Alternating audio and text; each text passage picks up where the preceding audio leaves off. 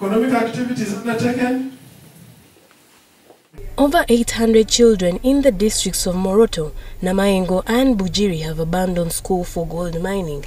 This is according to a report finding on child labor in the gold mining areas, which was put up by the Platform for Labor Action, a civil society organization in Kampala. The burden of labor on the child is beyond the gold mining. The children were engaged, they were working for a salary, they were working for a commission. The child advocates say that if no quick intervention is put forward in restraining the growing child labor in the gold mining areas, it is feared that there will be devastating effects on the country's development. In the districts of Namayingo, Moroto and Bugiri, where the survey was carried out, it was shockingly found out that fewer children were attending school. Most of the children in these three different areas prefer gold mining to going to school. In Moroto district, 7.4% of the children are out of school. In Namayingo, it's only 9.6% and 12% in Bugiri district. Child labor in gold mining areas is very huge. You saw in our research more than 600 households were reached, and of those 330 something were all involved. They had children involved in child labor, and they were involved in child labor to an extent that none of those children were attending schools. Poverty, lack of school fees, scholastic materials and negligence of parents have largely been singled out for leading to the growing numbers of child labor. The question now remains, what kind of sustainable future is there to be created for these exploited children who have dropped out of school for just a little day's pay?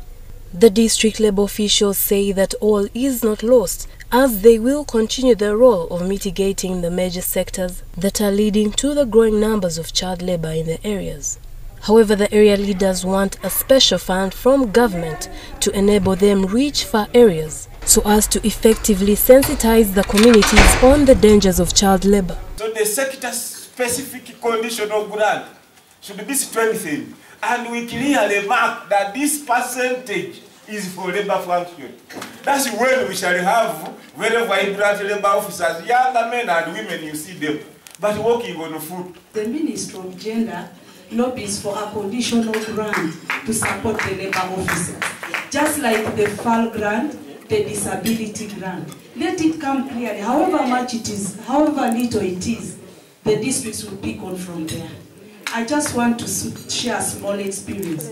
You cannot expect neighbors to support your child. When you, the mother, you're really not supporting. There is nothing to commit yourself that you're ready to take care of the child. So I think the Ministry of Gender should lobby for a small grant to support the labor officer as we now map out our partners at the district to top up. Officials from the Ministry of Gender instead called for concerted effort from the communities to fight child labor as government works out a plan to holistically tackle the challenge. Let's not look at government. Let's say, what are we going to do as us to eliminate child labor? All these structures have been put in place by government. All these other organizations are training us, are giving us support. So, as government, ourselves, we need to come up and fight this vice. Police officials from Child and Family Protection Unit insisted that the mess starts from parents who have abandoned their role. Let us sensitize the parents. Tell them the dangers of exposing these children to money when they are still young. Because education is a commitment.